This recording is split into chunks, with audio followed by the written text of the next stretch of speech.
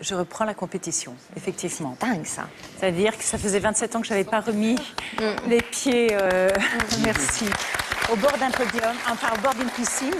Mais je ne le fais pas, c'est très important de comprendre que je ne le fais pas. Au bord je d'un cours podium. pas. Hein, oui, c'est très révélateur. Beau Quand lapsus. même.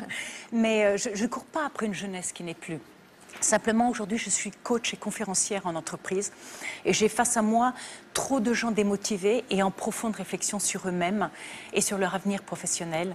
Et je revendique la conviction profonde qu'à partir de 45-50 ans, il y a une nouvelle vie qui commence, dans laquelle la capacité à atteindre encore des objectifs performants, mais aussi à trouver un épanouissement personnel est présent.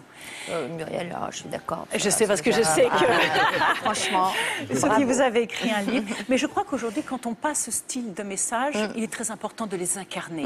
Et du coup, je voyais bien que le dire touchait les gens, mais entre l'émotion qu'ils ressentaient et le sentiment qu'eux étaient aussi capables, dans leur domaine, de se réaliser dans cette deuxième tranche de vie, il fallait un déclic. Et le déclic, je me suis dit, de toutes mes carrières sportives, professionnelles, humanitaires, quel est le domaine dans lequel j'ai le mieux exprimé mes talents.